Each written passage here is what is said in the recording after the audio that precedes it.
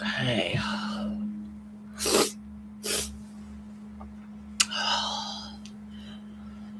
We're live. Ooh, I made it. I didn't think I was going to make it here today, guys. It's been a bit of a rough one. I don't even know where to begin. Oh, God. I'm just going to give you guys a heads up already. I've not been feeling very good. This is why I've not been streaming the past couple weeks. Because there has been literally like sickness after sickness after sickness going through my house, and once someone gets over it, another person gets it, and mainly that person is me. I like turtles. I like that. Hi everyone in the chat. So I'm just letting you know if I feel like overwhelmed and I seem a little bit slower here, give me some grace, please. I might even have to like quit early and not finish today. I mean, I honestly was like, I probably should have waited another week just because of how bad I feel. But I want to say hi to everyone in the chat. Let me know if you can hear me. I'm assuming you can. Hi there, Selena, Maureen, Geraldine. Nice to see you. Victor. Game Design. Nice to see you. Let's see. Anyone else? White Swan. She's here. Lovely to have you. I'm going to do it exactly. I'm going to do what I can. I want to show you guys something, though. I got a Christmas present sent to me from someone. And it's pretty cool. It's this beautiful cape. Looks like it's got like dragon scales on it. Kyla from Kyla and Don Rogers. Spinja. You guys know her as Spinja. She's the one who knitted this for me. And I absolutely love it. She was commissioned by someone. And I'm very grateful for this. I'm very thankful for this gift. I very much appreciate it. Oh, gosh. I'm sure you guys can probably sense my energy is a little bit low. Thank you. I do feel quite pretty in it. You know, like, it's very nice. I'm very happy with it. Oh, there's Patrick. Nice to see you. Happy to have you here. Yeah, I don't know how far I'm going to make it in this stream today, guys. I don't know. So I've been going through a lot this past month, I would say, since my last stream. And I have uncovered some things. Yes, I've uncovered some things about myself and just about what it takes to really heal and how far back like childhood wounds and subconscious programming wounds go. It's been a very, very interesting experience, but I know I'm on the right track. I know that the manifestation rituals that I've been doing with my girlfriends they are working. We've been doing them every full moon, basically. And thank you, Patrick. I appreciate the encouragement, guys. Really, I do. Send out a little prayer for me that I can get through this. So the last manifestation ritual we did, I chose the candles, Reiki charged candles for healing and for wisdom. And so therefore, it's been working. I immediately had lots of inspiration following the last one, where it really opened up my eyes. It just really opened up my eyes in ways that things that I had not seen before in certain ways. I don't know how else to put it than that. But I've been getting lots of synchronicities is the thing. See, I keep having these like downloads and I get these thoughts and these ideals. And then like the very next day, I happen to get a YouTube video recommended to me that literally confirms everything that I was just thinking the day before. You know, so I know I'm on the right track with this stuff, and I know, and so what I've been doing is I have been putting it into practice. Hi, Joanna. Nice to see you here. Oh, yes. Okay. So I've been testing it. The information I've been getting and how to manifest differently, I have been testing it and it's been working. So hopefully I can describe what I've been doing here in a way that comes across understandable, you know. Um, it seems like my vision has cleared. Oh gosh, sorry guys, you're gonna be hearing that a lot because I really went through something like health wise, and it was pretty scary. I guess you could say I just really been freaking out about my health lately, but I also know that the main thing I've been focusing on is changing that. Like I'm like getting even hot flashes like right now. I can feel it on and off all day. I'm like having a hot flash right now, which I am taking antibiotics, and I know antibiotics can interfere with hormone replacement therapy. So I think that I'm kind of starting to feel a little bit like low estrogen again, but for the most part, like I've been feeling pretty normal as a woman, which is something that is new and different for me, considering my hormones have been all over the place. But I think we got me on a stable dosage. You know what I'm saying? So it's actually, I've been feeling a lot better. My heart palpitations have been almost non existent. And so, okay, where do I even get into it? Okay, so one of the things that I forgot to mention in my last stream that I did, which was like weeks ago now at this point, was one of the things that I had in my vision before I saw the white deer and the crucified man in the forest was my glasses were blurry in the vision. It's like my vision was literally blurry, and it was like someone took like a wipe and they wiped it, and then suddenly everything was crystal clear, right? And so after my last stream, I felt really good about it, and I told you guys like when I talk to my guides and stuff like that, like I have to be on a certain frequency, it feels like, in order to even really connect, is tuning in with God. That's one of the things I wanted to come back and like clear up a little bit, because I've been like dissecting everything, right?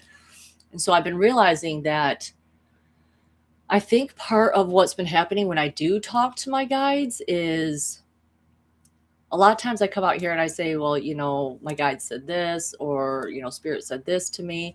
And I don't always make it clear that I have more than one. You know what I'm saying? And so I'm trying to learn how to identify the differences between like, what is the voice of like me connecting with source, and what is the voice of me connecting with my guide, and which one's which. And not only that, but when is it not my guide? When is it like what's called an egregore? Okay, because that's one of the things. It was funny, me and my girlfriend were talking about pendulums, which were like, things you fortune tell with, right? Or like you divine with. And suddenly this video popped up all about pendulums, but it wasn't actually pendulums. It wasn't talking about those types of pendulums. It was talking about egregores and how to identify them and how they feel different in your body, as opposed to when you're connecting with source, when you're connecting with spirit. And so I started to realize that there absolutely been, like, it's been happening to me. Like I've definitely been connecting with something like that. And I did pinpoint it down. I told you guys it was like around the time when I was living with the truck driver, right? And so I realized what it was now, and it's states of consciousness. That's how I've been able to manifest all these things. Like a key part of manifesting your dreams coming true is you staying in a certain level of consciousness that unlocks and opens the way, the channel, so to speak, for all of these things to happen. Okay. So like when I'd be asking like, oh, I want to go to this conference, but I don't really have the money for it. I'd like to work. I'd be willing to work at it, maybe even get paid. And it's like, I put that request out there, and then I have to like have no resistance as to how that would show through. Right. And then it happened to show through with the woman who was like running the conference, inviting me the next day. So I realize now that what has been happening is there's been this struggle in me ever since I've done the Course in Miracles, where I achieved and I maintained this baseline, right? I talked about this baseline I have, which the baseline is love. The baseline is love and joy and bliss. And when you start to sink into those lower levels of consciousness, when you start to go to things like when you drop down, let's say, into fear and anxiety, um, and self-loathing, even I get the feeling like all these types of things, it's like you put yourself into alignment now with things of that nature coming into your timeline. Okay, so I basically, but for the most part, I managed to keep that pretty steady for years. For years, I was able to keep that steady, and so all these things were coming true, and so I realized that over the past couple of years, especially since moving into this house, that I'd really had a struggle with keeping myself at that baseline, and that I kept letting myself fall down lower and lower and lower and lower. And so I really had to figure out, okay, so that's the ladder of consciousness that I'm always talking about. And there's literally this map of consciousness, or this graph that I downloaded where it tells you like the literal frequency of these. And the thing that I want to offer you guys to think about is this, okay? Because I don't expect people who are in these lower level states, like for me to just be able to tell you, oh, well, it's easy. You just got to get yourself back up into feeling love and joy. If you just get yourself back up into feeling love and joy, you'll be fine, but when you're down that low, it's a climb. So the thing that I've really latched onto recently was the climb, the jump, so to speak, from these lower states of consciousness into first anger. Okay, like can you let yourself get angry? Because even anger is a higher state of consciousness than fear. Oh God, guys, I don't know if I'm gonna be able to do this. Okay, so even like anger is a higher state of consciousness. So it's like, do you have something you can get angry about? And then the next one up from that would be like pride. So like, let's say you're angry about someone mistreating you, and it's like, well, why are you angry about that person mistreating you? Well, because you have pride in yourself, and you know that you deserve better than that. You deserve to be treated in a good way based on who you are. And so from there, you can then maybe jump up to like acceptance, like I accept things as they are, and that's okay. And you start to let go, you start to release, and then it gets easier, and you can climb back up to those higher states of consciousness. And so the next part, yeah, this is going to be a short stream. Okay. So hold on, I just want to Jason, that's right. Hi Jason. Hi Matthew. Hi Nora. I just saw A Knight's Tale, and it caught my eye. A Knight's Tale is a great movie. I used to love that movie. So the next thing that I want to talk about real quick before I get into Jojo, and start talking a little bit about that, and I'm hoping maybe that will cheer me up. And I did also get myself a boba. My daughter begged for a boba, so I'm hoping that maybe this will get my blood sugar up a little bit. I've not slept well in 2 days. I started taking these new vitamins, and I've been taking them too late in the day, and it's been literally keeping me I'm just laying there in my bed with my eyes closed and my brain's awake. And even today I tried to take a nap and I couldn't. And I was like, oh my God, I know, I love boba too. It's so good. So the next thing I want to talk about is identity shifting. And the thing is, you are what you think you are. This is like the mirror principle that they teach elites when they're still young, that they don't teach us, and that they basically keep us with all these mind control programming, okay, from media, movies, television, news, all this type of stuff. They keep us in those lower states of consciousness already. So the first key was the states of consciousness. All right, so everything we're being exposed to is either raising or lowering that. But most of the time, it's keeping us lower, because we are creator beings, and we are what's responsible for creating this reality that we see. So the next part of it that we got into, or that I was getting into, that I started to think about, was these identities. Okay, so what you identify with, you will become, because the outer world is always going to reflect your inner world. Now, the outer world obviously manifest slower because it's using Platonian physics as opposed to quantum physics, right? So even if you put the time and effort into, like, you can't just do it for one day, is what I'm trying to say. You can't just identify with, like, okay, I want to be like this type of a person. This is going to be my new identity. And then, oh, well, it didn't happen in one day, and therefore I'm not going to do it. It takes time, and it has to push out all the, like, it's going to bring to the surface all the things that you've been telling yourself. It's going to fight back in a way. Not only is it going to fight back, but there are other things that can keep you from raising your consciousness level. And they're basically like energetic anchors. So they're like shadow work that you need to do. Okay. So traumas and wounds that you've had that you've not cleared, even if you are able to fight, it's almost like you're swimming up to the surface of the water, right? And let's say you put all this effort into swimming up to this higher state of consciousness, but you have this anchor on you that says, I'm not worthy, I don't deserve this thing. It's going to pull you back down. Even like you're going to have to put so much effort into fighting to get to that surface. So you have to do a combination. You have to attack on multiple fronts. Okay, so the thing that I've been experimenting with, and the thing I've been putting my most focus on, okay, because if you overdo it, if you make, let's say you make a list of like, oh, these are all the things that I want to change about my life. You know, I want to have tons of money. I want to have my health. I want to have a life partner. I want to have this. You cannot get all those things at once. It's kind of like Seven of Cups, you know, in tarot, if you guys are familiar with that card. So you have to, okay. So you have to choose one thing at a time. Like, this is really good practice. I've already been doing this naturally on my own. I just didn't realize that's what I was doing. And so the thing that I have been focusing on right now was my health and my health issues.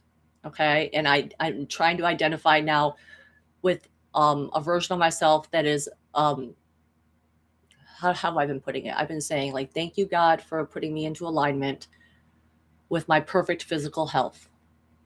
Thank you, God, for having put me into alignment energetically with my perfect physical health.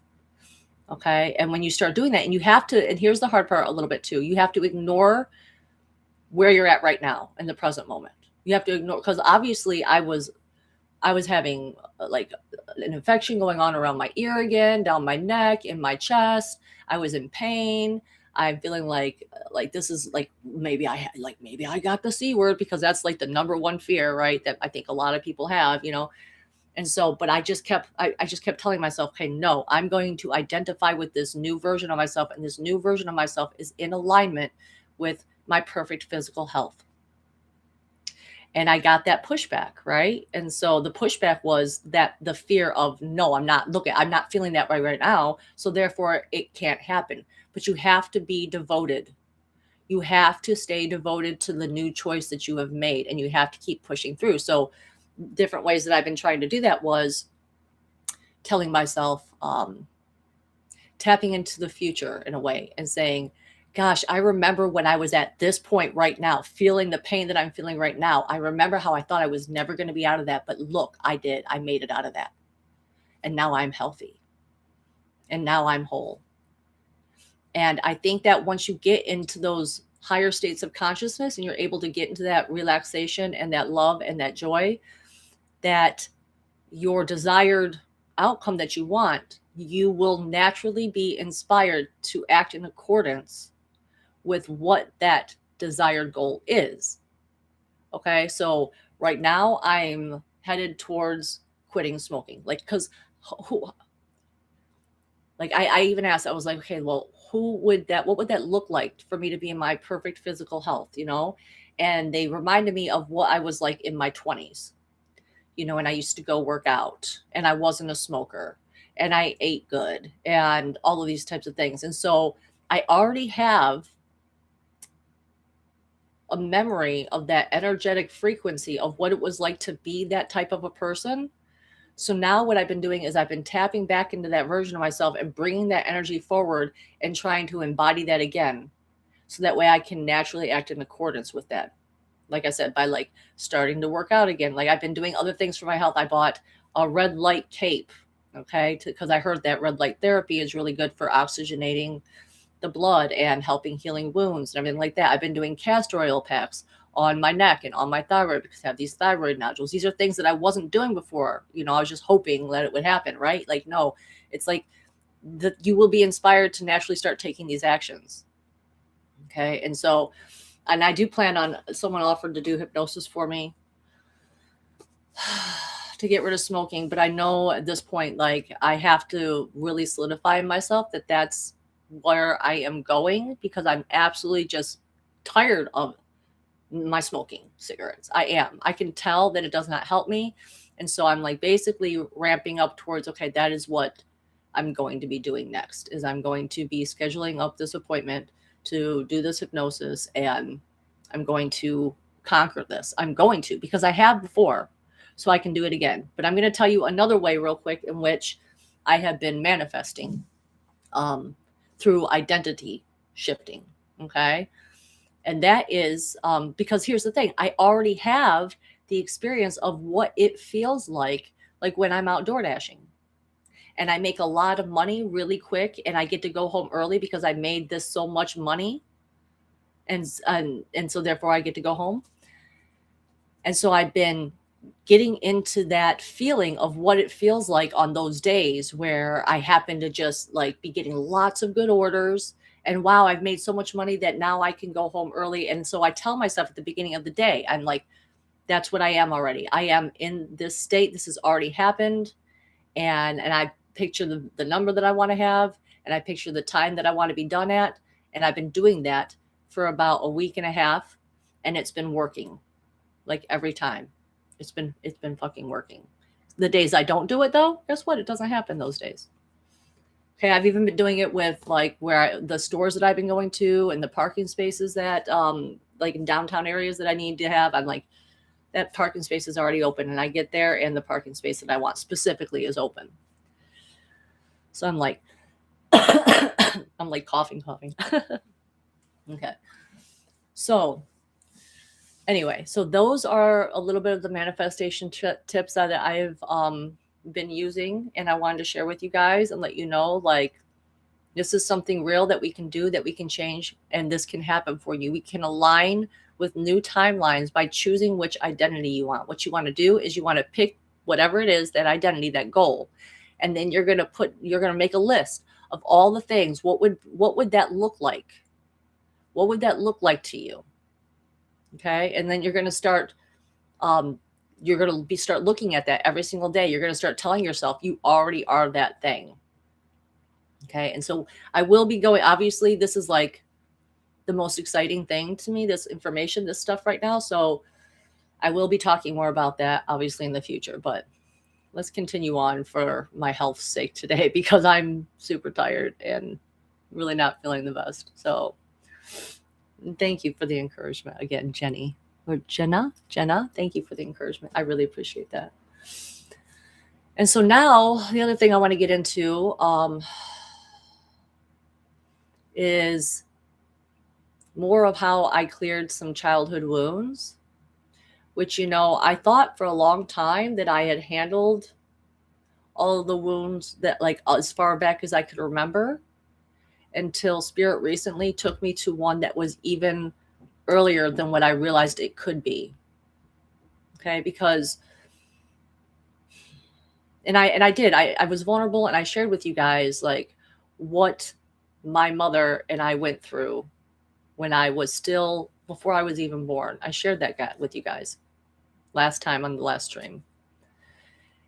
And one of the things I've noticed was that, you know, I didn't really have any feelings one way or another about that situation. And I thought that's kind of interesting. That's kind of weird, you know, because one of the things that I had requested the deepest in my heart of hearts, okay, the thing that I requested all those years ago when I was making my deal with God, so to speak, was I wanted to know, after watching my daughter and her father, I wanted to know what it was like, what she was feeling for her dad.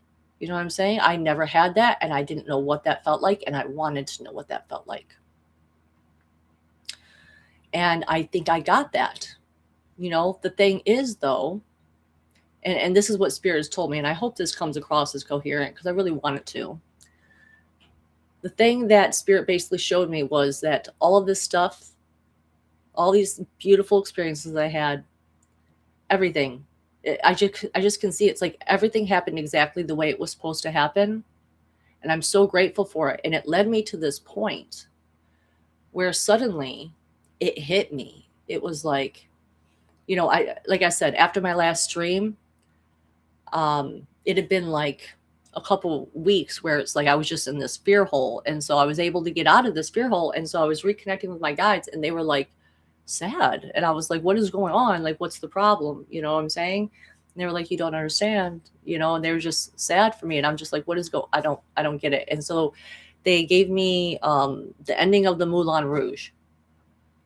And so I realized, I was like, okay, I went and I looked at the ending of the Moulin Rouge, and it's a beautiful but sad ending. You know what I'm saying? Like the main characters, they end up coming back together right at the end before the woman dies, right? But the thing is the song that they were singing at the end of the play. And I'm sorry if you haven't watched the Moulin Rouge. This probably won't really make. I'll do my best to make it make as much sense as I can. But at the end of it, there's this one character, and he's the jester character. He's the fool, and he ends up forgetting his line, which his most important line is, the greatest gift you'll ever learn is just to love and be loved in return. And he forgets his line, and he sees the climax of the story where basically if this man and woman come together, there's this jealousy issue going on, and this man tries to kill the other man.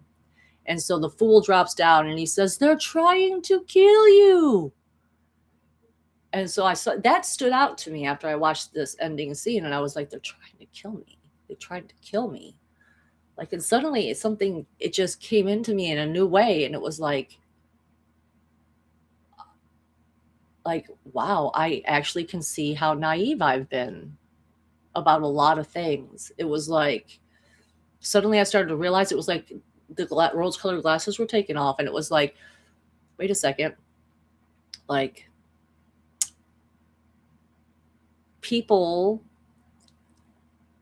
can't always, like, okay, I gotta find an example. I don't want to use this person's name, but it was like, there was this woman, she was coming on, I saw her on this channel, and she was saying how, oh, she's changed now, she's reformed, she literally saw these witches do black magic on one of my friends, but she's different now. You know what I'm saying? And so, and one of my girlfriends, she was just like, oh, I believe her. She's different now. And something inside me though shouted like, no, she's not. You know what I'm saying? Like, this woman isn't, and I can't afford to be naive anymore about stuff like that. Not everyone has my best interests at heart. Not everyone has the same level of kindness inside them, that I do, and that other people do. Like, and I think that's the tragic part about being naive. And even Anthony from Canadian Awareness would talk a lot about that, about how, like, we can't afford to be naive anymore. Like, we have to realize what we're really up against here, and we have to know ourselves. You know what I'm saying? And we have to trust ourselves. We have to trust our gut. And so I don't know. I just went into this place where it was like, suddenly I realized that my first major wound actually didn't come from when I was 3 years old. That was just another repeat of the wound that I had received before I was even born, when I was still in my mother's womb. That was the first original wound. Because here's the thing I know about, from having been a midwife, from having as many children as I have, is that emotions are just chemical reactions, right? You have an emotion and it lets off this cascade of hormones, and energetically, even so, you get that, and you get the energetics of it. And so babies, they feel everything the mother feels, and it feels as if it is them themselves, right? So here I am, a 6-month-old baby. My mom, has been having her feeling in love with my dad or whatever, thinking that everything's going to work out, thinking that everything's happy. And then the world comes crashing down on her, and she realizes that that's not the truth.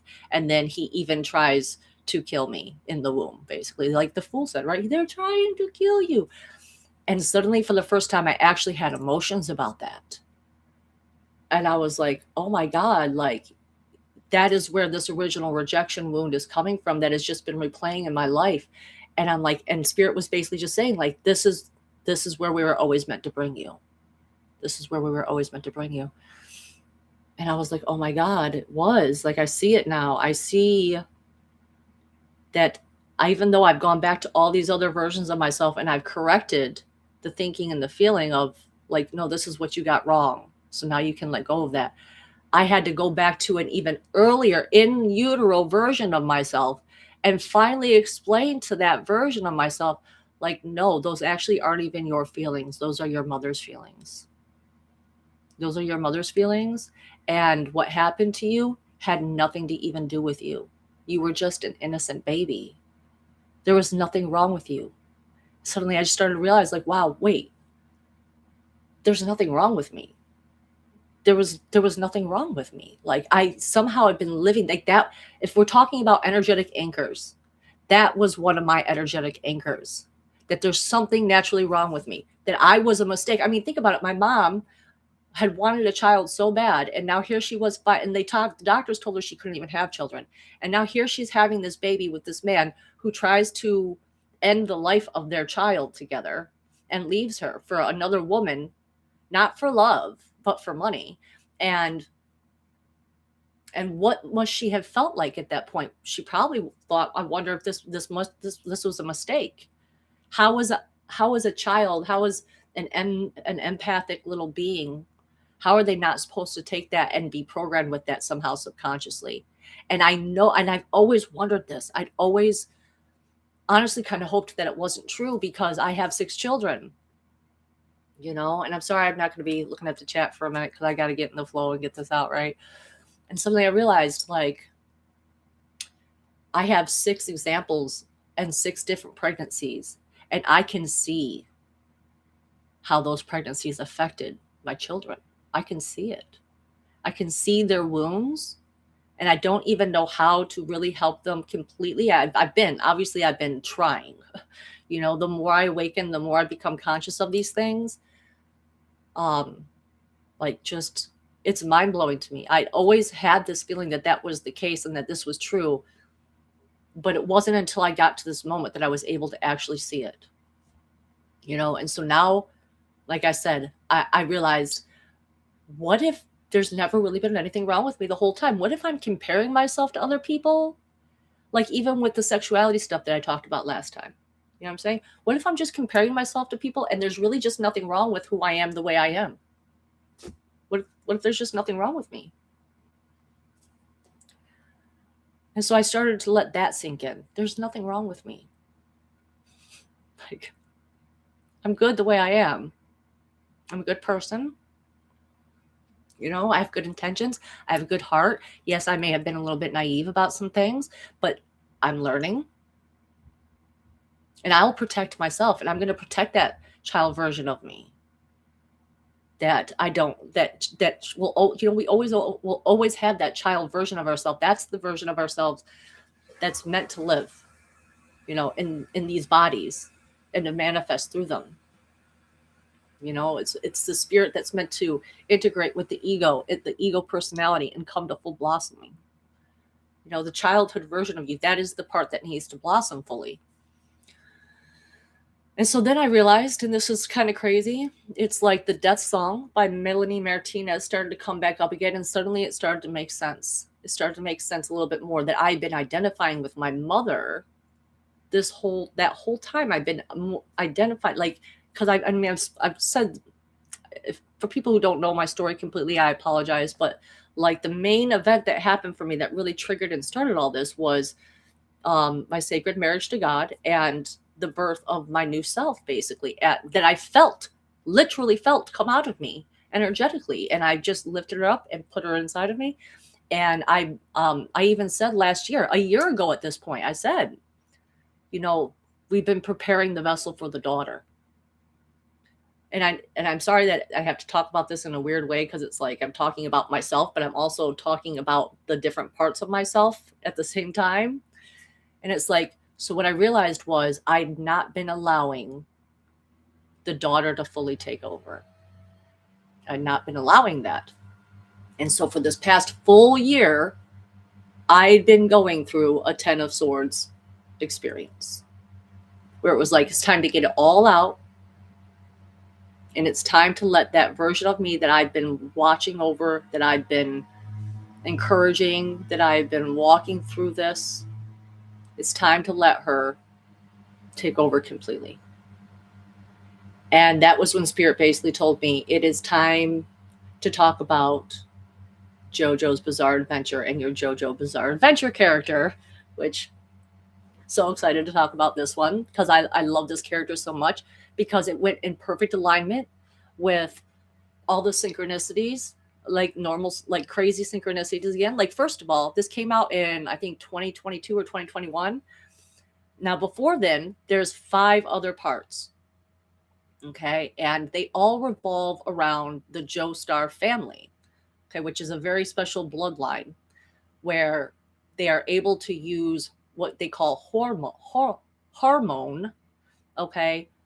Which is like chi energy, basically. They're able to use this in a way where they can defeat evil, the bad guy, which is the main bad guy was named Dio, and is always comes back to Dio. He's just like the antithesis of the hero. Okay, but they always revolve around the male characters. And so at the time, I had prayed to God and I was like, God, like, I want a JoJo character. You give me all these other characters. Like, can you please give me a JoJo character? And within the next couple months, Jolyne Joestar came out. The part 6 came out, and it was all about the female JoJo character. And she just happens to have a star tattoo, like the rest of the JoJos. They always have a star birthmark. She doesn't have a tattoo; it's a birthmark. She has a star birthmark on the back, which I actually have stars on the back of my neck. She has a butterfly tattoo with a knife on it that says "Pray." Okay. And I actually have a butterfly tattoo over here too. And I'm a Gemini. So I always kind of feel a little bit like a swords type of woman, right? And I'm all about prayer. And so this is the new character. This is the character that I am identifying with and I am now shifting into because I absolutely love everything about this character. I don't think I can find really any faults with her. And I think that people who have watched the series would say the same thing. But so Spirit's like, it's time to go over your JoJo character on your next stream. And I'm like, okay. Like, I'm like excited. Like, yeah, well, I guess I better rewatch it and stuff like that. So they were like, yes. And, you need to go over Jotaro's character again, too, basically. You need to go take a look at him again. And so this song came to my head, and it was the theme song from part 3, which is called Stardust Crusaders, which is Jotaro. Okay, because there's Johnny. There's Jonathan, Johnny, Jotaro. It's always got to be a Joe name. Jotaro, Josuke, Giorno, and then Jolyne.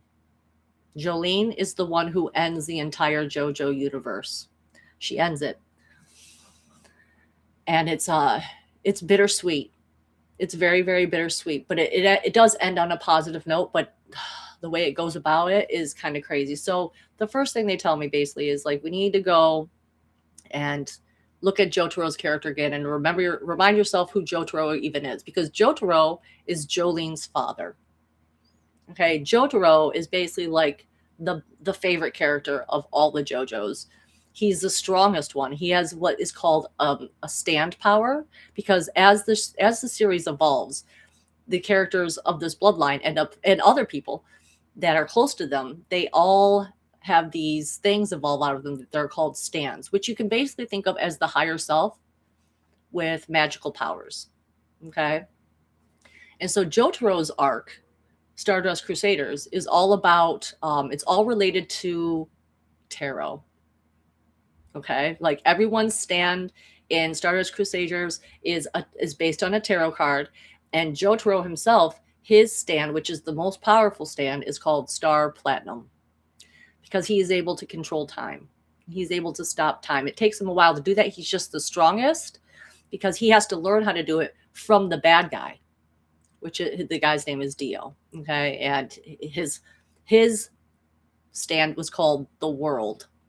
And in the World, he's able to stop time and like change some things around. And he basically was invincible. until Jotaro came around and put an end to that. And so the first thing they showed me when I went and I looked at Jotaro's character was, and I couldn't believe this, they were like, look at his jacket.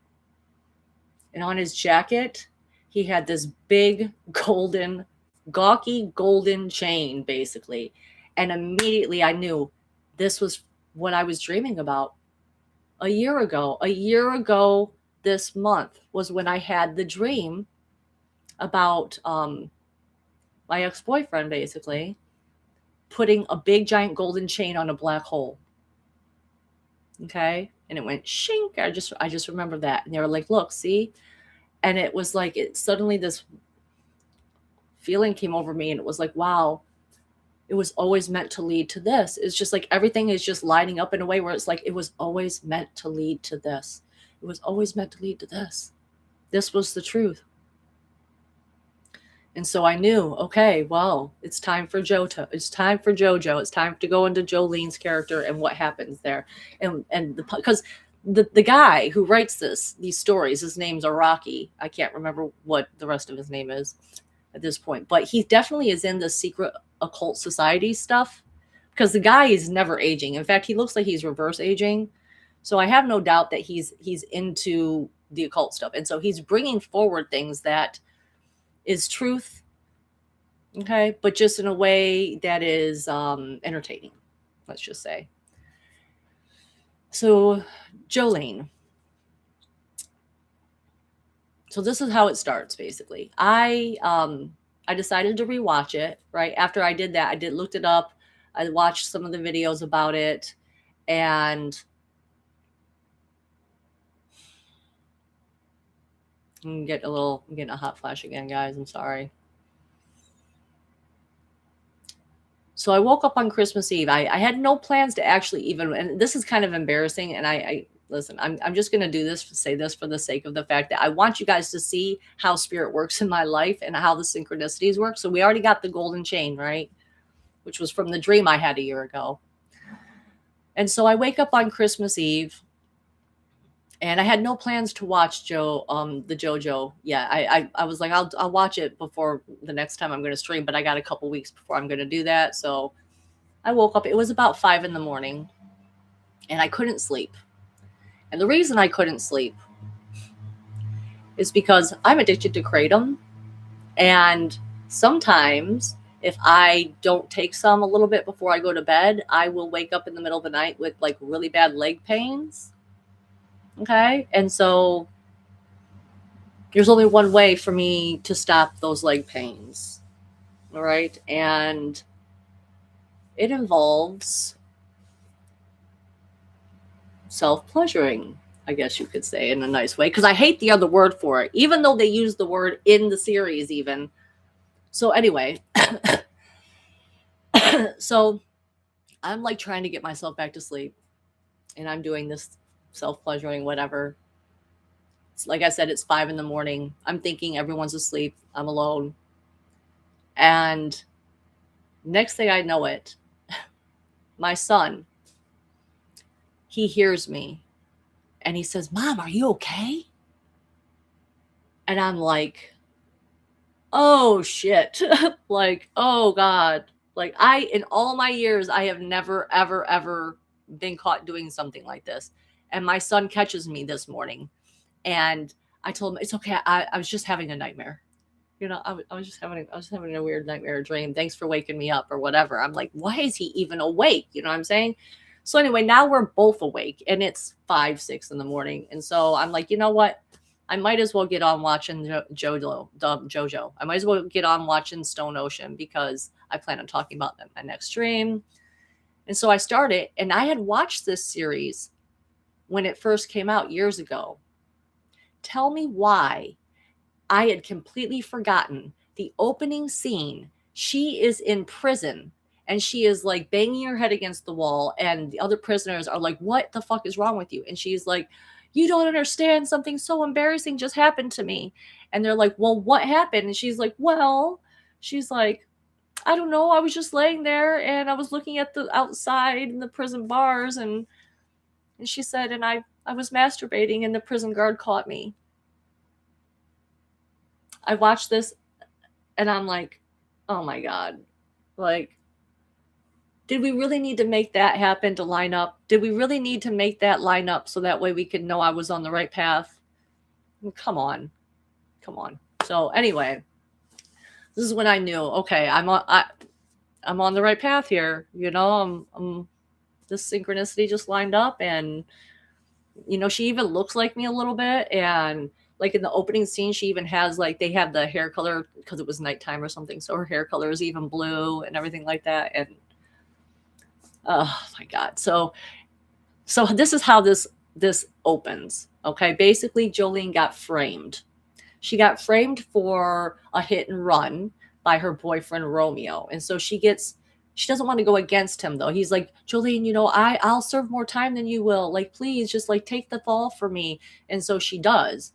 And she gets this lawyer, and this lawyer basically is like, have you heard of a plea deal? Take this plea deal and we'll get you out of it. It will be fine, But the lawyer was actually a bad guy too. And so she gets sentenced to like 15 years or something like that. And so that's when, she's like, like just doesn't even know what to do, a little bit distraught. And her dad comes to visit her, which is Jojo. Okay. And there's this other character named Emporio, who is a child that has a ghost stand power, basically. And he is able to, this is really weird, and it's going to be a hard concept to really, for you guys, I'm sure, to understand, but he's able to go into old parts of the prison that are like ghost parts of the prison. He's able to, that's his stand. He's able to take objects and hide them in his pockets, like shrink them down like a ghost object, basically. And so he tries to stop Jolyne, and he tells Jolyne, do not visit your dad. Like there is a bad guy here. And the whole point of all of this wasn't even to, the whole point of this was to get you into prison so that they could lure Jotaro, the bad guy, could lure Jotaro into the prison so that they could kill him. And you're just going to be a casualty of that. If you go and you visit your dad, basically you're dead. She doesn't listen, because she's got strong will, and her and her dad aren't really on the best of terms. But so she goes in there, and of course everything falls apart. And sure enough, there's another stand user that has the ability to affect people's consciousness in a way that it puts them into like a dreamlike slumber while they slowly get like digested in a way.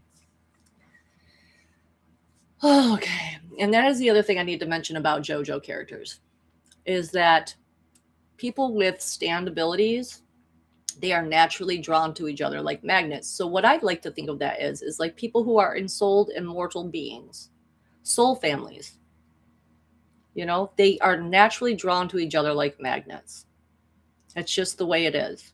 Okay. And so that's why Emporio, that's why Jotaro, that's why this, I don't want to say his name yet, but basically the bad guy, his name is, his stand power is called Pale Snake, which that's the other thing about JoJo's, is that it's always based on song or song artists.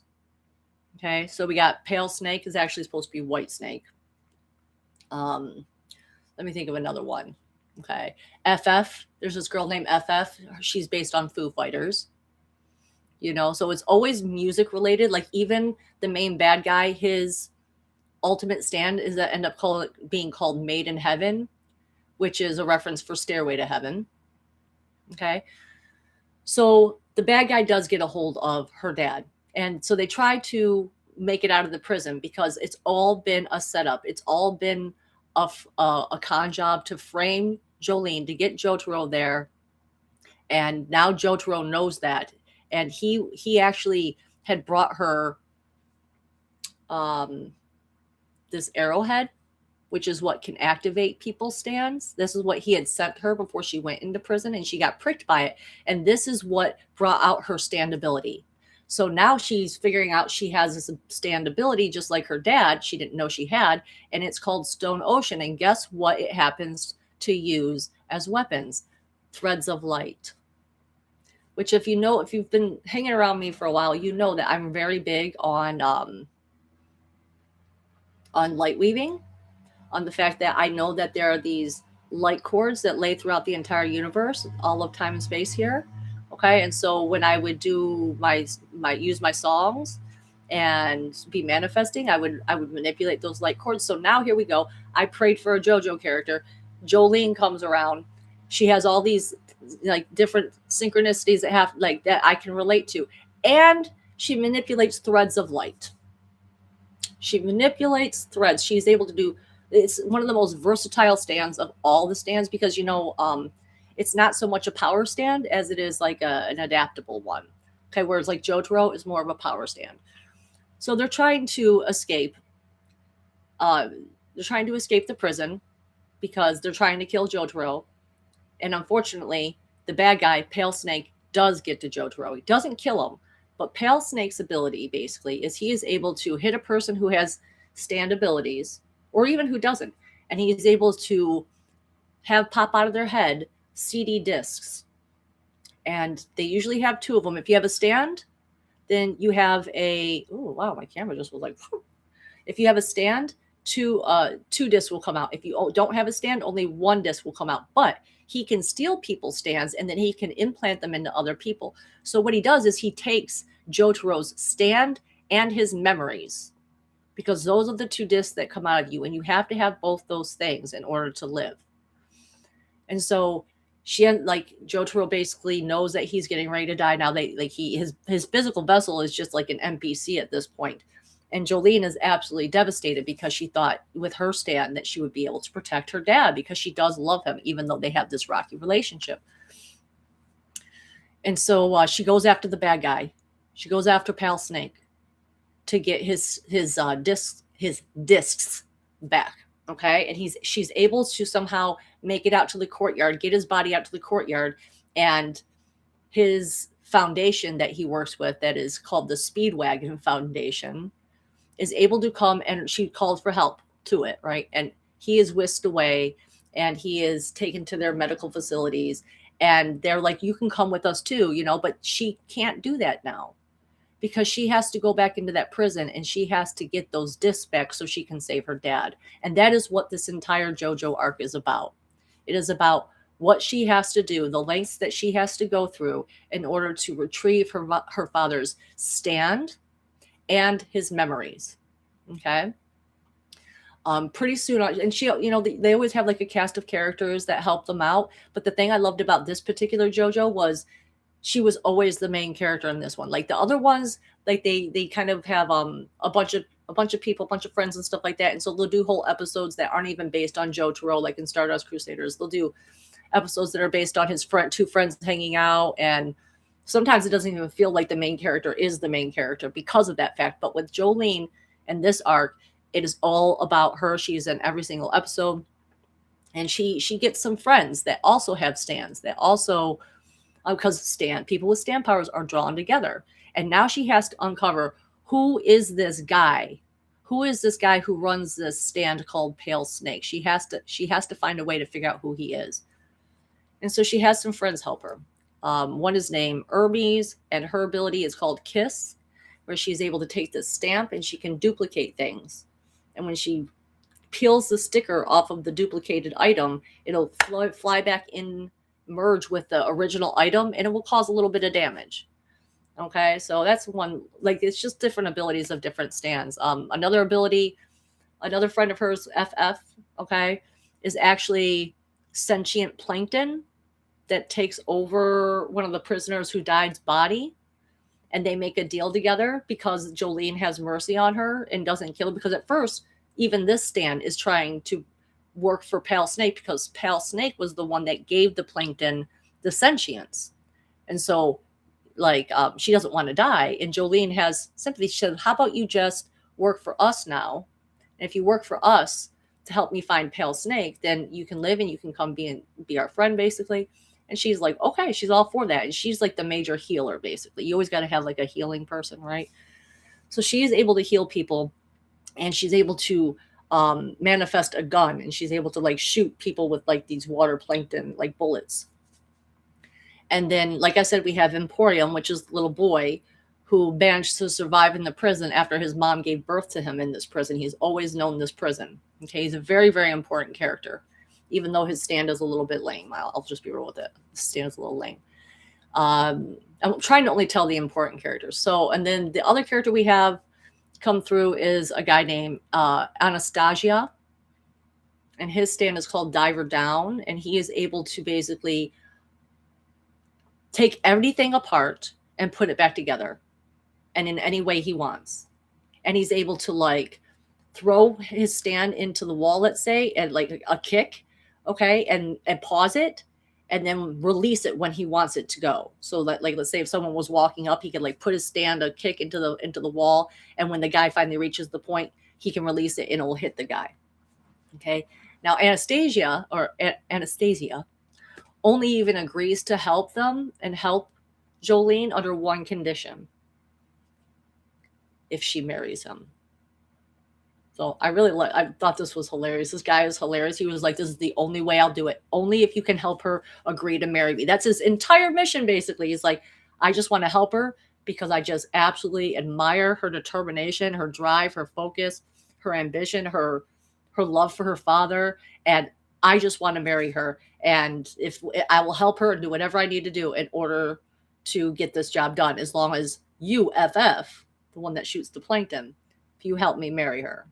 So she agrees to it. She's like, I don't know if Jolyne will agree to it, but, you know, like, I'll do my best to help you out here because we need all the help that we can get. Lastly, before I talk about the main bad guy, the only other real friend or character of theirs is this guy called Weather Forecast. And his stand is way overpowered because it can control the weather.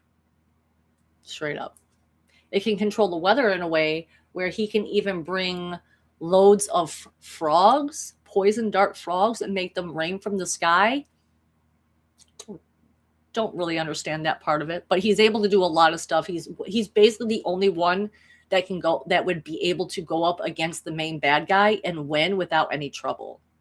And the reason for that is, we find out later on, is because he's actually the twin brother of the bad guy. And when his will I get into that backstory? No. He's the twin brother of the bad guy. Okay. And so over time, over all these different battles that she has, because Pale Snake keeps putting different stands into different various people and telling them, go after Jolyne, go after her, kill her, end her, like she can't discover who I am. But he's never successful because Stone Ocean is so flexible, so versatile, and Jolyne has a mission, and she is going to accomplish that mission. Okay? Eventually, she finds out that the bad guy, his name is Father Pucci. Okay? He ends up being the priest that works in the chapel. Okay? So he works in the chapel of the prison, and his whole reason for even wanting to get to Jotaro is because he was best friends with Jotaro's arch nemesis, which was Dio. Dio at this point was dead because Jotaro ended him in his arc. Okay. But Father Pucci still remained a devoted follower of Dio. And there was this book, there was a diary where Dio had basically explained to him there was a way to give humanity the ultimate gift. And that ultimate gift was going to be the stand power of Made in Heaven. Now, what was that stand power supposed to do? What it's going to do is it's going to show everyone what their fate is, so that people can know what their fate is, and it like, not that they'd be able to change it, but at least they could know. He thinks that this is like the most ultimate goal that you could have, is to offer humanity this. But what lengths do you have to go through in order to get that? With some crazy stuff.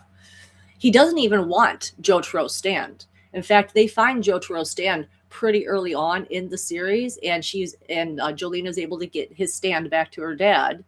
But because he doesn't have his memories, he's basically, again, he's just an NPC with a stand. She has to get his memories back in order for him to be able to come back and really truly help her. Okay, so the memory disk of Jotaro, the reason why it's so important is because the diary that Dio wrote, where it told him how to be able to create this stand called Made in Heaven, was destroyed by Jotaro. It was burned. So if he gets Jotaro's memories, he is able to then see the steps that he has to take in order to create this new stand power, which is basically like a mix between his stand power and Dio's. Okay. And he does this with a bone from Dio. Dio trusts him enough that he gives him a bone of his. And he has to have 36 souls of like absolute sinful, horrible, bad souls. What better place to get that than the prison? Right? And eventually it grows into this pod, and then it grows into a baby, and he has to say these code words of 14 words in a specific order, and it will cause this baby, who also has a fucking crazy stand, like a baby with a stand, crazy, who also has this stand power, and it takes interest in him, and it basically merges with him, and he becomes a completely, like, it's like he goes through 3 different parts of his stand. Basically, first it's Pale Snake, then it's this one called Sea Moon, which I forget, I think it was supposed to be Savage Garden actually, and then it turns into Made in Heaven. But it takes time for that, because he's got to get to the most perfect point after that. Okay, now Sea Moon's power, he no longer is able to take stand memories and stands out of people. He is able to control gravity, which I thought was really crazy as we went along in the storyline, because they do eventually end up escaping the prison and following Father Pucci. Okay. The issue with this is that the only reason Father Pucci left the prison is because he has now merged his stands with Dio, which was the whole point to begin with. Okay. And it is able to change the center of gravity. So one of the songs that comes along with this series is called Heaven's Falling Down. And that's what it's all about. It's about the fact that gravity basically gets completely changed. And so everything is falling parallel to the earth, which again is another synchronicity for me in identifying with this character, that, that's always been a really weird fear of mine. Who's afraid of gravity coming off of the earth? I am. I don't know why. I've always been afraid of that. So like I even had a dream of it when I was like a teenager, that gravity like literally like was just gone for some reason. Everyone was just falling now. And I asked my spirit guides, I was just like, what is that all about? Like, where would that fear come from? Like, what an interesting and unique fear to have. And they said it was from being on a planet that exploded. And I was like, oh, like Tiamat, when Tiamat exploded. Well, that would definitely destroy gravity, so to speak, as we know it anyway. Like, I'm sure we don't really quite understand exactly how all this stuff really works, right? So they escape the prison. They're all following. They start to lose people. They end up losing FF. Okay, she ends up having to, she gets sacrificed basically in order for Jolyne to go on. It was like either her or Anastasia. It was between the two of them. And Anastasia is the one that was holding on to the disc of Jotaro's memories, because once Father Pucci got the bone of Dio to birth into this baby and merge with him, he didn't need the disc anymore. So he was like, he tossed the disc. Basically, Jolene's going to go have to chase that down. And so it's going to take her away from going to kill him in that moment, because she's like, that was really the whole point, right? Was to restore her father's memories so he can remember who he is and how to use his stand. And so he can come and help, because that is, he's the one, like when Jotaro's around, everyone can like go, oh, okay, we're safe. Star Platinum's here, it's good. We're fine. But in this case, so she gets the disc back, and she is able to send it back to the Speedwagon Foundation. But now she still has to go after Father Pucci, because there's something very fucked up going on, right? He has this ultimate agenda, which is to create Made in Heaven. All right. And like I said, in between that, the gravity is gone. And so they have to literally climb up the side of the earth, which normally you would be walking on like this, but they have to climb up it. And at one point, he even punched, Sea Moon also has this other ability, I should say. It's not just gravity. when he punches things, it inverts it. Okay.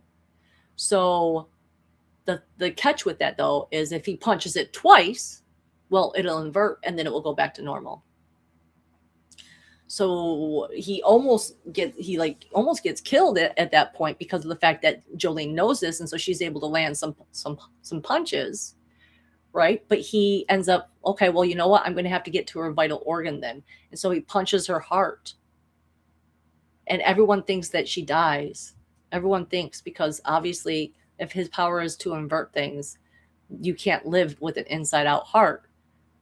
And so it looks like it's happening, and she drops off and they end the episode, and then it starts with the next episode and you find out, okay, her stand was able to even upgrade itself. It's like becoming more capable of doing stronger things the more she's able to use it and figure out new techniques and new methods. And what she's able to do is she's able to create this thing called a Morbius strip, which is this never-ending loop in a figure 8, and it has like her threads are healing, so she creates that in the place that he punched, and so she survives. And Father Pucci is just like, oh my god, I thought I killed you and you're still alive. It's like, you're driving me crazy. I just need to get up to this certain point in the atmosphere so that way I can create my mate in heaven and then I'll be unstoppable, which he pretty much was. And so she comes back to life, and because she was able to send back the disc of Jotaro's memories back to him, he finally makes it back towards the end, because this whole time she's even been wondering, like, God, I hope my dad's okay. If he was here, like, I know he would be able to help us. Like, but no, it's all about her learning that she has to do things on her own. She has to be a separate person from him, and she has to step into her own power. So that's like what I'm identifying with this character, right? All of these traits that she has. It's just, I absolutely adore this character. So Jotaro comes, but it's too late. It's too late. And Sea Moon is able to get to the point in the atmosphere where, with his ability to use gravity the way he uses it, and he is able to transform into his final stand version, which is, like I said before, made in heaven. What Made in Heaven is able to do is it's able to accelerate time. That's the thing about JoJo animes, is all the best good and evil characters always are able to manipulate time somehow. I've noticed that. So now he's made in heaven, and now he's able to speed up time in a way where it'll accelerate everything except for living beings. Anything that's alive doesn't. So it's like you're not going to like suddenly age into an old person and die like that. If you're a living being, you won't be touched by this. But everything, like the sun, okay, the clouds, like it will rain, and within a couple seconds you'll be soaking wet, and then you'll be dry. Okay, and so he keeps speeding up time, and he speeds up time, and he speeds up time, and to the point where now, like, even the sun is it looks like a band across the sky, because everything is speeding up so fast. And slowly but surely, it's like this moment of desperation where they're all just trying to get to Father Pucci and kill him. They all come up, like, now we have Jotaro. They're like, we got to win now because we got Jotaro with us. He can stop time. But the thing about stopping time with these stands, it's like, if you're if a bad guy's in the vicinity of it, just like when Jotaro was in the vicinity of Dio using it to stop time, they were able to learn it and absorb it. And so Father Pucci is able to starts to learn how to be able to shake loose from that time stop. And so even though they think that they're about to be able to succeed and kill him, no, he's able to move himself just ever so slightly, and so he doesn't get killed. And slowly but surely, everyone starts to die. Father Pucci ends up killing every single one of them, until the very end, where even Jotaro dies, even Jotaro, which it was like, oh no, my God, Jotaro. And so Jolyne is the only one left, Jolyne and Emporio. And she has to make a choice, basically, to save Emporio, or to, I think, to save herself, with him, or what. I'm not I'm saying this wrong, but it's like she had to make this choice. She had to save Emporio. Otherwise, like, he was their last hope. Because what I didn't tell you guys, what I forgot to mention, is that Weather Forecast, his brother, who had the overpowered stand that could overcome him, he ended up dying along the way. But before he died, his stand power came out as a disc. And like I said, when you have this CD disc of a stand power, you can put it into another person and they can use that power. But Father Pucci didn't know that. He didn't know that Emporio had Weather Forecast's abilities. So he wasn't even concerned with letting him get away. He was only concerned with killing Jolyne. And so he does. And this takes place in Florida, I should mention. This takes place in Florida. That's why it's called Stone Ocean, because the prison is on the ocean, and the prison that she escapes. And then the last fight that they have is in the ocean. And Father Pucci speeds up time to the point where, like, Jolyne ends up, all of her companions, her except for Emporio, die. And Father Pucci speeds up time with his mate in heaven to the point where he completely resets the universe. He completely resets the universe, and he evolves it forward as fast as he can, all the way up to the point where they first started all of this, where Emporio was telling Jolyne, don't go into that room or your dad will, they'll kill your dad, basically, and they're going to kill you. Don't go in there. So evolutionarily wise, like, everything went the same, because that's the gift that Father Pucci thinks he can give to people, is that they'll all, they just know their fate, then at least they can be satisfied in at least knowing that. That's his gift. He thinks that's real clever, And they show you by these prison guards walking down the way, and they're like, hey, do you get this feeling that we're about to trip and fall? And the guy's like, yeah, for some reason I do remember us tripping and falling. What is that all about? And then they do. And then they do trip and fall. So it's like synchronicities. They have like deja vu, right? So everyone's having deja vu. So Father Pucci, though, since he was in control of the stand, he did this whole reset. He knows that Emporio is the only one that survived, because here's the catch. Everyone who died in the previous universe is not the same person that they were in this universe. Like, their soul didn't transfer somehow. And so they're completely different, and they don't have these stand powers except for Emporio and Father Pucci. This is where this is what's so sad about this whole thing. It's like, oh my God, like, what happened to everyone? Like, Jolyne isn't even the same Jolyne. Like, she has, like, instead of having butterflies on herself, she has like bees, like, and like different hairstyle and everything. And Jojo doesn't even look the same, and it's all fucked up. And Emporio is thinking, oh my God, like, there's no hope. I can't, this is like a living nightmare. And Father Pucci's there, and he's like, I'm about to kill you now. And so Emporio slips through the side to get to his ghost room. And as he does that, Father Pucci punches him, and he pushes Weather Forecast stand disc into himself, into Emporio.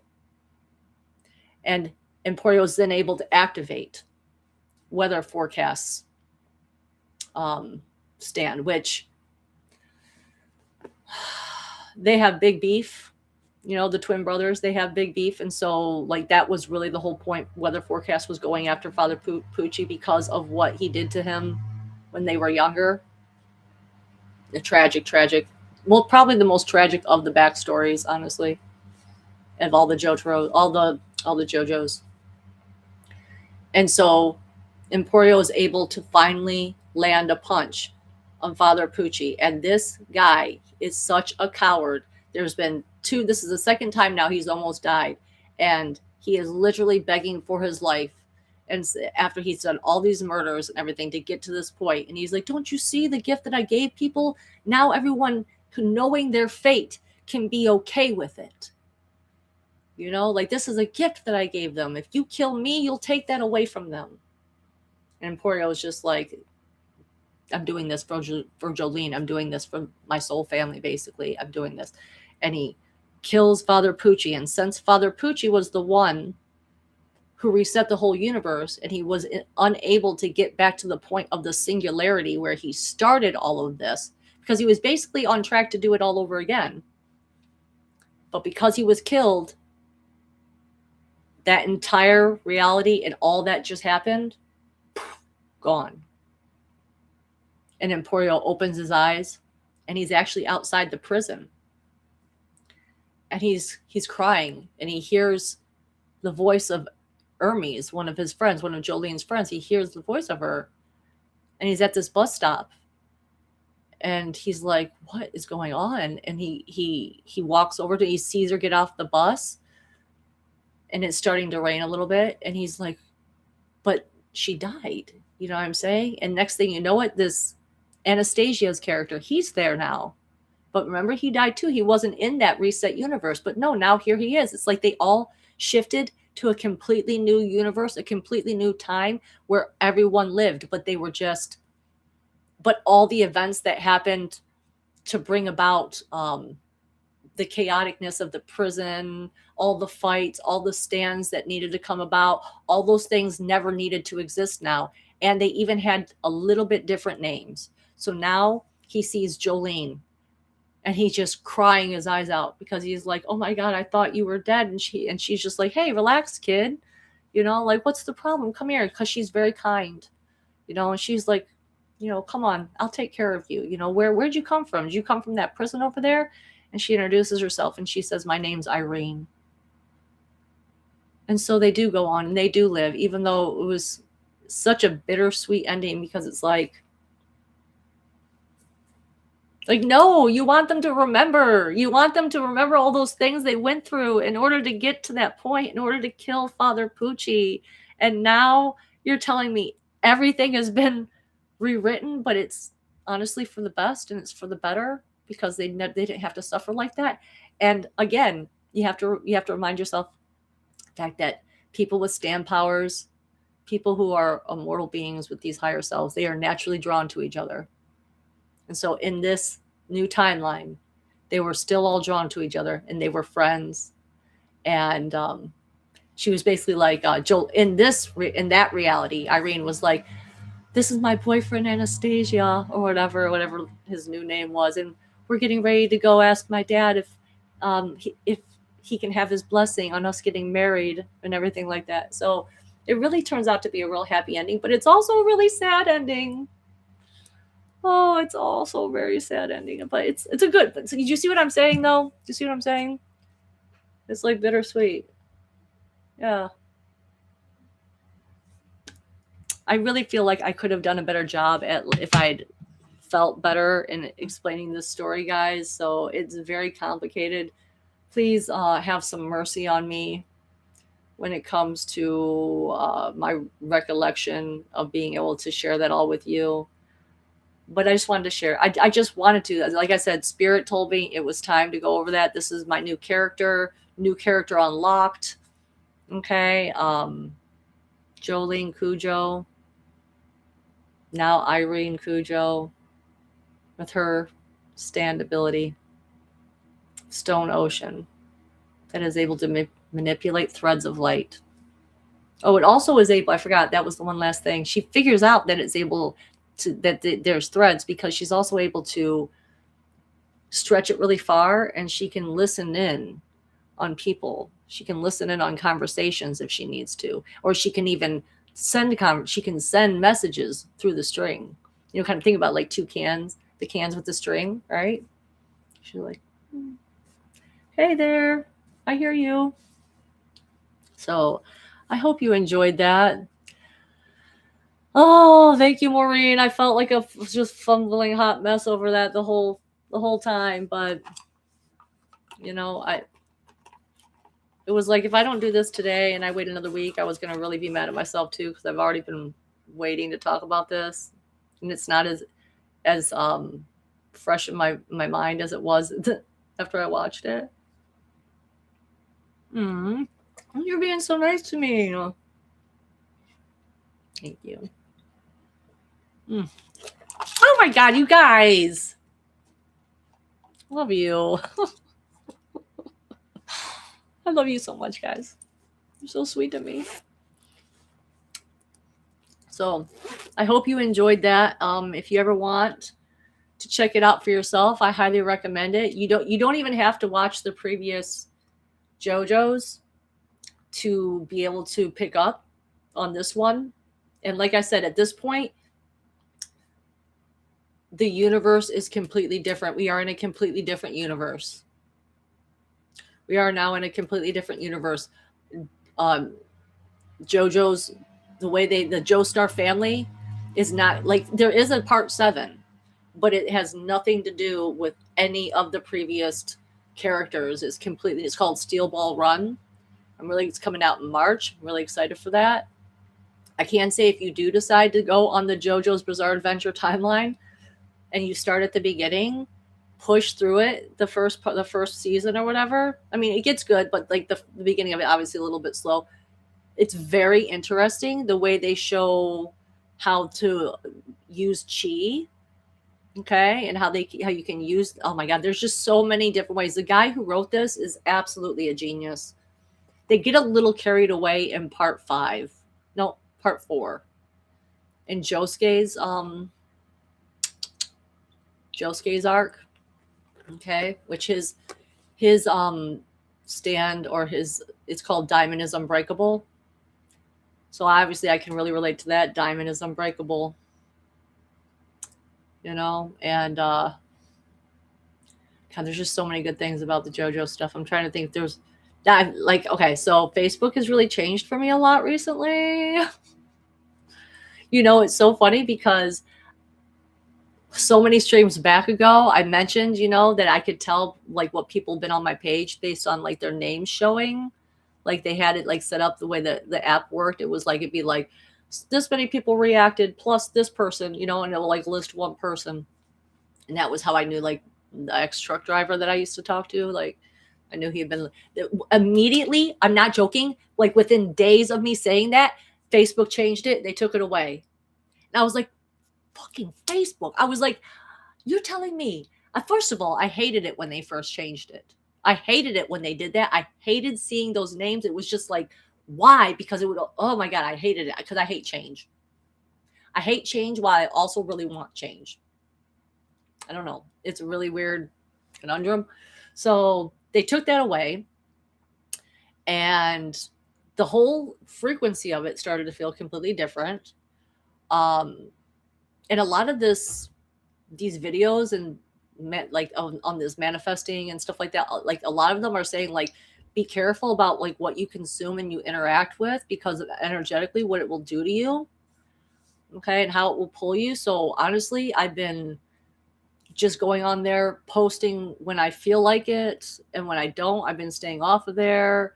Like it just is a completely different thing now for me, and it's a sad thing for me, but at the same time it's like, but I want to manifest a new version of myself.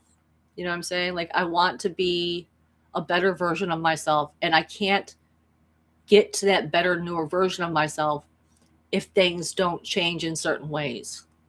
I realized that's what I had to come to, that I had to integrate more. I had to integrate that old childhood wound I talked about, guys. And I'm going to figure it out because I really want to share this with people. I really want the people that I love and care about for me to be able to help them. Like, because I see people manifesting their fears. I see it. I see my friends and my family manifesting their fears because they're falling into these lower states of consciousness. I want so badly just to shake them and just be like climb back up. Like, you deserve all the best in the world. What you think you are is what you are. You have to think better about yourself. My cat just came out from under the bed. I didn't even know she was under there this whole time. Like the only main difference between the people out there that are successful in the world and the people that aren't are their belief that they deserve it. So where are your energetic anchors holding you back? Identify those, start taking those off, and then start changing your mind and start changing your thoughts. Be very aware of your thoughts. Do not let your thoughts just run away from you and do whatever they want, especially when it comes to things that make you feel negatively or make you feel bad about yourself. We have to stop that. We have to stop feeling bad about ourselves. You think those people out there, they're out there like just living the dream, like having all the money, like you can see the difference between people who are really living to their fullest potential and enjoyment of it. Because I know what it feels like because I've lived it. I may not have, like, my dream may have been different from everyone else's. You know what I'm saying? I had a lot of dreams. You know, I asked for a lot of things from God, a lot. And when I was living in that frequency of love and joy and bliss and enlightenment, all of them were manifested. All of my dreams came true through the person I wanted it to come true through, even like all of the things. I'm sorry, I'm getting a little worked up here, but because I just want people so bad. I just want people so badly to join me in this and to show and prove to themselves too. Like I've been proved it to myself. I want you guys to start working on proving it to yourself. You know, we can change. The other thing that started coming into my awareness, which I'm going to get to the tarot cards and stuff in a second, was the work of Joe Dispenza. I know you guys know who that is, I'm sure, if you're hanging out in the spiritual community.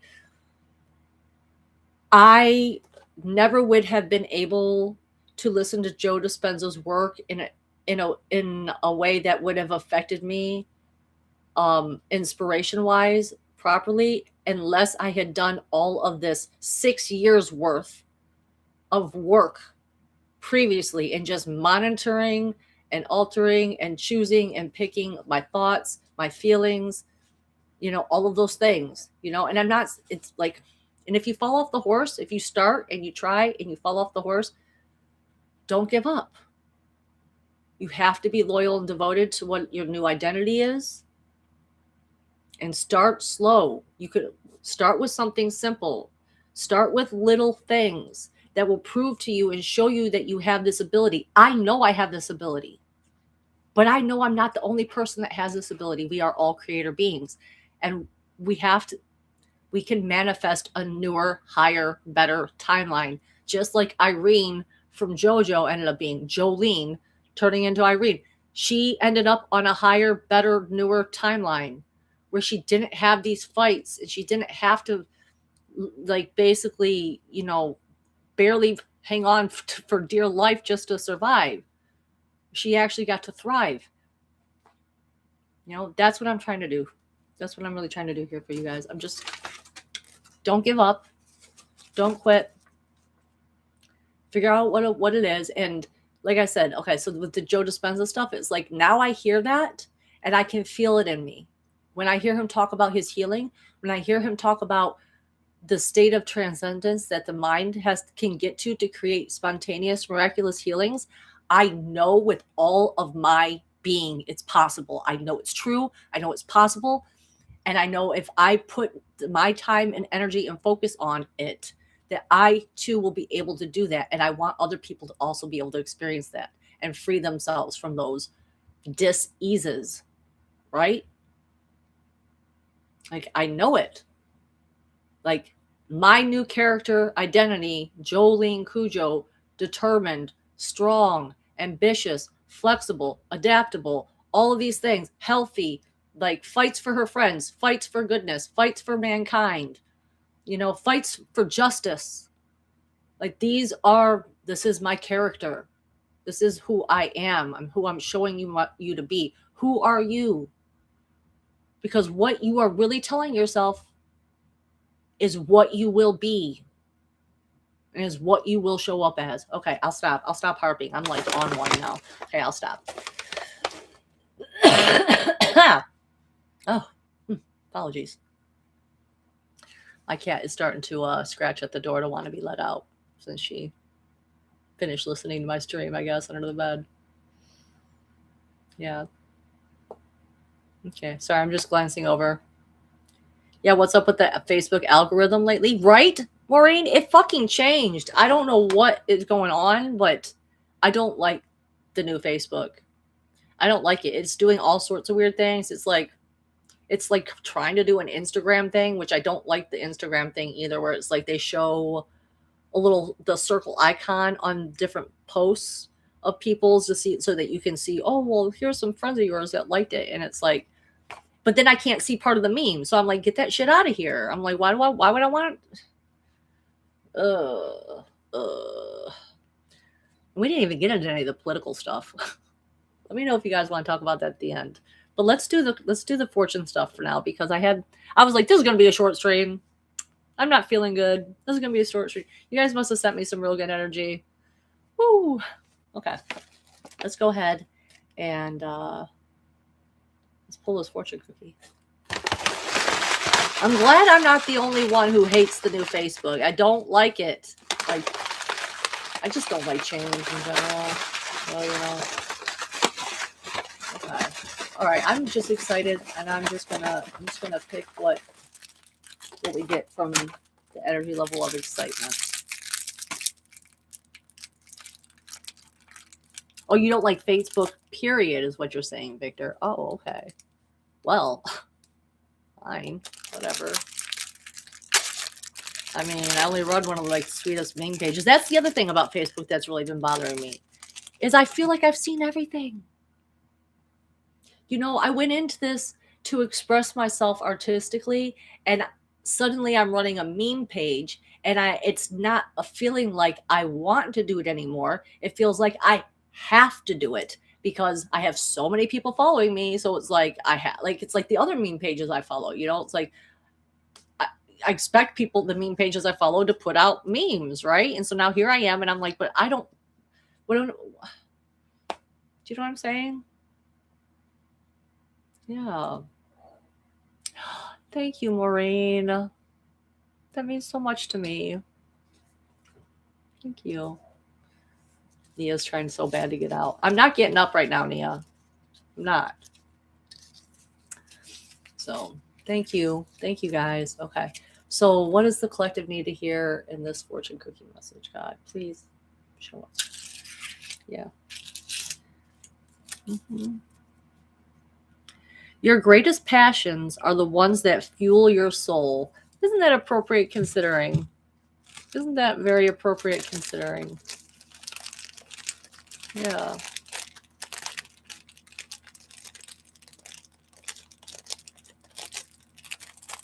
Yeah. Well, oh, I know, Selena. Oh, I'm so sad that you deleted that, but I understand. I've been kind of staying off of Facebook lately too. I get it. Mm-hmm. So let's get our fairy cape on. Our fairy dragon cape, if it's not too hot. I just want to say thank you to the person who commissioned this for me. If they're watching, I do plan on sending an email actually, because I have been thinking about them quite a lot, and I hope they're doing well. I miss them. Okay. It's going to be like the oracle telling, the oracle cape. Okay, let's get this on. Oh, Helen Sass, hi. I didn't see you in here. Aw, thank you.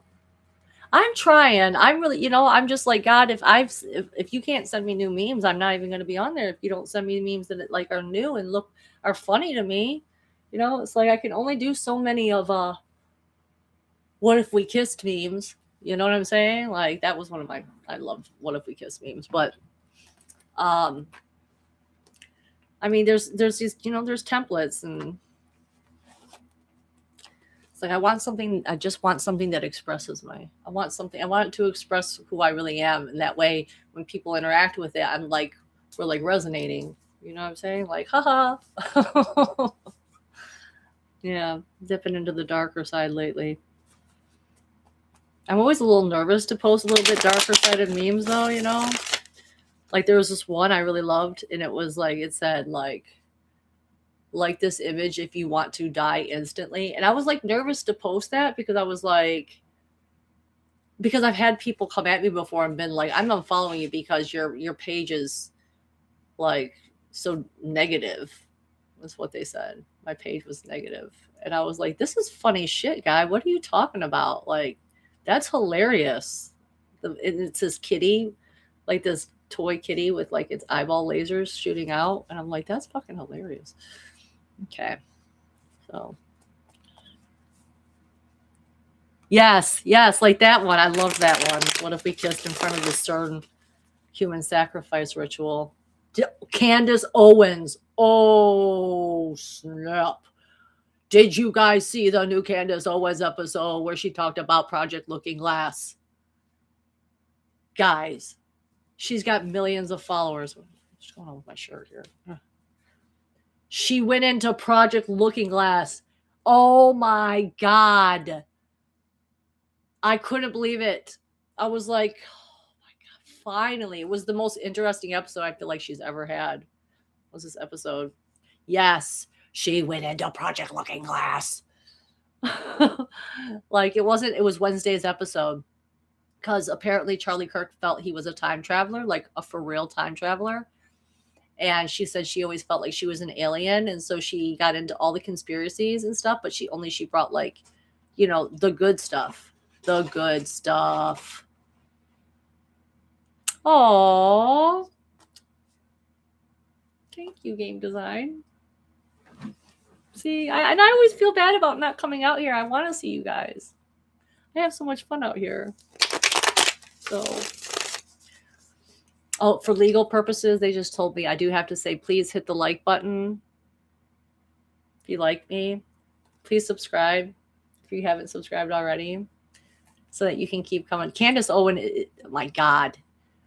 Oh, it was like everything the conspiracy community has been talking about for years that you never thought you would see on a platform like hers, like other than like Alex Jones or something like that. You know what I'm saying? Like unbelievable. I'm here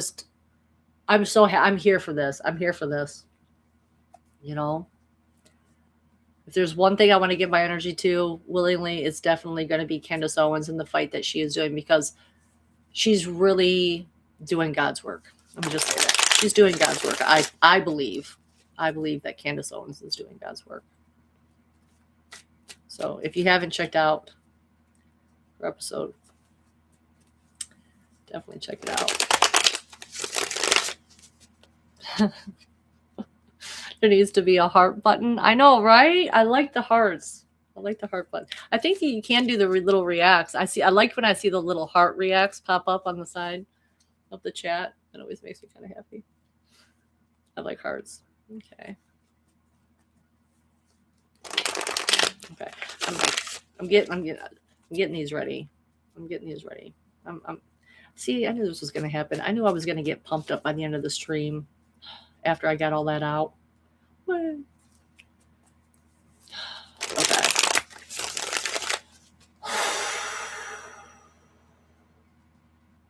Okay. Just saying a little prayer. And that was the other thing I wanted to talk about too.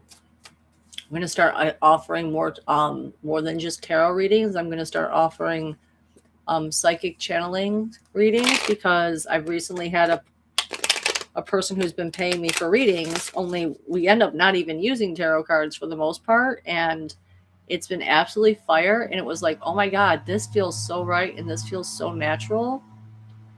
And I'm getting so many confirmations as I'm doing these readings for him that I'm like, no, I feel like the tarot are just meant to guide me a little bit if I need a little bit more clarification on things. But for the most part, I'm just a really highly psychic individual, and I'm able to channel and speak with people on the other side. And so I'm really looking forward to doing some more stuff like that. And the other thing I have an idea for was life purpose tarot cards pulls, because when I ask that question too and I pull a few cards, it like comes through crystal clear, and I'm just like I'm having a good time. I want to start practicing with that too. So on one of my future streams here, we're going to be doing life purpose readings with the cards. Okay. I just wanted to let you guys know that. All right. So here we go. What does the collective need to hear? What does the collective need to hear?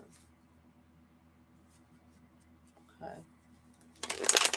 Now and in the future, what do we all need to hear? And I apologize if this shuffling is too loud. I never know how loud it's going to be on that microphone. What does the collective need to hear? Until next time here. Okay, here we go. What does the collective need to do? 1, 2, and 3. Okay, you know, I'm just going to pull all of them like I normally do, and then we're going to go over it. Okay. What's the next part of the message? What does the collective need to hear? What are the energies that they need to point out? Nice, beautiful. Okay. What is the last part? Nope, nope. What is the last part of the message for the collective? Message for the collective. Yes. Whoop. Okay, beautiful, beautiful. Oh, wow, interesting. Okay, so the first card I pulled for the collective here, guys. Sorry, I'm just seeing your comment there. Oh, what? Oh, yeah, Selena. Selena emailed Candace Owens, yeah. Okay, so the first part that we got is we are moving into the next stage of battle, guys. We got the Chariot. Okay, so this is like we have been given full authority and I guess you could say the reins to drive our chariot, so to speak, which is our physical vessel. Okay, it's when like spirit fully merges with the physical vessel in a way. And it's usually pulled obviously by two horses. This is your light side and your shadow, right? The yin and the yang, and the masculine and the feminine. And when those things are in alignment, when you are driven with purpose, it'll get you the places you want to go so fast. You know, I'm talking about like the instantaneous healings and things of that nature, like things that you really want, that you really believe in. When you have these things in alignment, this card will push you to it. So it's basically being given the fastest car on the lot, guys. Okay. So this is the first little bit of energy that we got. Okay. For the collective reading. It's a major arcana card, so it makes me feel like we are on point when it comes to being in alignment with our divine mission and our divine purpose. Okay, but the thing you got to remember about this is that if you are not focused properly, if you're focusing on two things at once, right? If one horse wants to go this way, another horse wants to go that way, then you're not really going to get anywhere. So you really need to check in with yourself and see what your goal is. Kind of like what I was talking about with what you want to manifest. You don't put too much into too many cups. You know, you need to focus on one goal that you want to achieve. And when you start to achieve that goal, when you identify what it is that you want, what you're going for, you can always add to that later on. Once you identified with, okay, I want to be this type of person. I want to be a physically healthy type of person. What does that look like to me? It looks like this, it looks like this, it looks like this. Later on, you could be thinking like, oh, you know what else it would look like to me? It would look like this. You can go and you can add to that to keep manifesting. Okay. So get in alignment with what it is that you really want. Okay. Because there has been an ending. There has been a closing of a door, but with every closing of the door, there is an opening of a new one. Okay, and this is an ultimate happy ending card, right? So whatever has been happening has been for your best and highest good. And it is now come to full cycle. Okay, so be okay with that. Allow that to sink in. Allow yourself to realize, like, if you want to be that better version, that higher version of yourself, then this has to happen, right? It has to kind of come to an end. What you've known yourself to be has to come to an end, so that way the next door can be open. And how are you going to find out what door it is that you want to open and go through? Well, you're going to do a little soul searching, which means that you need to put your thoughts down for a little bit and you need to just do some feeling. You need to take the light of your consciousness and you need to do some silent meditating. And you need to really look inside yourself and see what is it that you want the most. Don't focus on too many things at once, because you've been given the keys to go, right? You've been given the chariot in order to drive yourself to that next point. Okay, but if you don't know what that is, then it'll just be wasted energy, so to speak. You'll probably just keep creating the same loops over and over and over again. All right, so you really want to just take a second and realize that your thoughts aren't always your thoughts. Learn to identify which thoughts are yours. In fact, try to have as little thoughts as possible if you can when it comes to this. Because we are always being influenced, even though most people don't realize that. You have between, in this video I watched today, it was like you have between like 60 and 80,000 thoughts I heard a day. Now, if you're thinking those same thoughts day after, because you get what you are, right? But what you think about for 95% of the time is usually what you manifest. So if you're thinking 60, 80,000 thoughts a day of the same thoughts, it's no wonder that you end up getting the same situation. And it can be a mixed bag. It can be like some good with the bad, or maybe it's like more 75% bad, but so a little bit of good, because this is what you really believe you deserve, because this is what we've been programmed with. And this is what we're constantly being influenced with around here. So you really got to learn to silence that mind and to use the light of your consciousness for your own spiritual sake, to see, okay, like, well, what is mine? What is it that I really want? What am I really thinking? What am I really manifesting? Okay, because we're going to start to change that, because we got that happy ending. We got the ending card. So it's time to start anew. Okay, and then the hidden energies that we got. Okay, the things that I want you to think about when it comes to hidden energies is, how much are you being affected by things you think you want that you got that maybe aren't really serving you for your highest, best good? Because while this is good, it's like you got all of these material things that you need, or not need, that you value, let's say. You know what I'm saying? You have all of these physical items and possessions, but are you a slave to them? No, it's very possible. Could you, like, that's why you're going to be doing this work. You know what I'm saying? Because that's another thing that I've been realizing, like, again, the outer world is a reflection of the inner world. So if we have all this clutter and stuff going around, what does that say about our inner world? So I've been trying to make steps every day to where I've been trying to throw at least 5 items away a day. And I cleaned up my area. Like, the one of the weeks that I wasn't well enough to stream, I decided to put some time and energy into cleaning up the space, like, around my room here a little bit. And literally, I threw away so much stuff. And I felt so much better afterward. And it put me in alignment and on track to be able to uncover that wound that I talked about at the beginning of this, where it was like, oh, there it was. This whole time has been, I thought I was a mistake. I thought there was something wrong with me. Like, it just like, it's like suddenly the mess that was in my mind was cleaned up. So it really does make a difference. Not that I'm perfect or at the like best place of it yet, because I'm like looking over here at these shelves and I'm like, fuck, but I'm starting. And I'm working downstairs in my kitchen and stuff like that through a whole bunch of supplements that were expired and I'm never going to use. Why am I keeping these things in here? The outer world is a reflection of the inner world. There's just no getting around that. Okay? So yes, seriously, I felt so good about how much I cleaned and how good it looks over there now, that while I'm out door dashing, I literally think about it and look forward to coming home, to just so I can be. And I brought all, like a girl myself. I brought all my kids up, like, look what I did. Look what I did. Are you guys proud of me? Because well, one of my sons is really good with cleaning. And I'm like, David, like, you are the epitome of what I want to be when it comes to organization. But also he didn't have 6 kids that he had to be a parent to raising.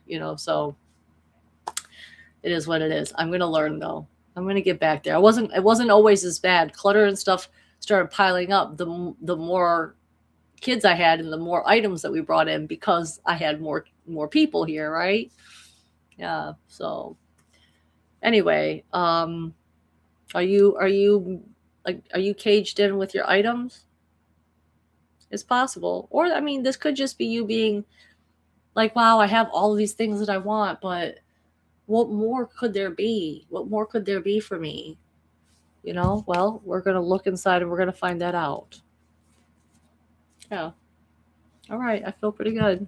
I feel pretty good about this. Yeah.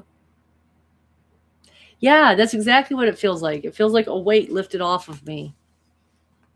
You know? Okay, put this away. Okay. Yeah, I'm glad. I'm glad to see I'm not the only one going through this. I see what you're saying, Holland Sass. Yes. Oh. Mm-hmm. Patrick says he chucked all of his things out. Man, I know people that can do that. I'm just not one of those. You know, I hold on to things. Letting go is not something I've had an easy time doing, but I actually have this book on my audio playlist I'm going to be listening to called Letting Go. Yeah, I'm locked in for sure, Maureen. I'm locked in. But it's called Letting Go, and it's basically the quickest way I could describe one of the exercises that I discovered from it was allowing yourself. Okay, like when I was physically in pain, you know, and I'm like my sickness and stuff. Like it was scaring me, and when you're scared, you tense up, and then that kind of makes it worse. So I had to sit with it. You have to sit with it. Go ahead and draw attention to it. You know, accept whatever feeling it is that's coming through and watch it start to relax and just accept things as they are.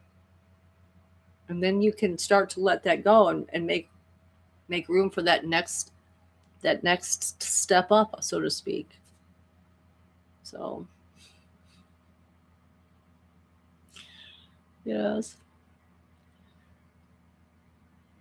Oh, thank you guys. Okay. Well, again, thanks for coming to hang out with me during my stream of not feeling great and managing to push through. Thank you, Geraldine, for being here. Thank you, guys. Everyone who is still here, even to the end. You're a real one for real. Thank you. I love you guys. I'm praying for everyone who follows me. I'm praying for all of humanity, really. But I really like to specifically focus on the people that come and interact with me, because I only have so much energy, right? I will see you tomorrow, Geraldine, in the Blue Flame Collective. I sure will. Looking forward to getting my reading. All right. Yes, that's the book. Mm-hmm. Thank you, Joanna. I was a little bit, obviously I was nervous. Like I said, I didn't take down any notes. I really probably should have, but I was too tired and sick to do that for the past couple weeks. So I was like, whatever comes out, that's what people are getting. Father Poochie. Father fucking Poochie. That asshole. That fucking asshole. You know, when I was younger, this is totally disgusting, but me and my stepsister, who were like best friends at the time, um, I forget how we ended up talking about this even, but we were like, what if you took the word, like we said Poochie. For some reason we were like Poochie. I was like, it sounds like pussy and coochie mixed together. So it's like my Poochie, you know what I'm saying? Which I'm like, that character is definitely the representation of what a fucking Poochie would be, Fuck him. Father Poo Poo, yes. Made in heaven though. Fucking killer bad guy. Mm-hmm. Okay. For real now though, I'm gonna go. I managed to make this under 2 hours, which is really cool, because I usually I'm over 2 hours. So um, like, share, subscribe, leave a comment. That helps. Leaving a comment. I'll get back to putting out some shorts hopefully here. I just have not had the energy with all the holidays and everything like that. Right? I thought that was pretty funny. We thought that was pretty clever. Fucking the Poochie.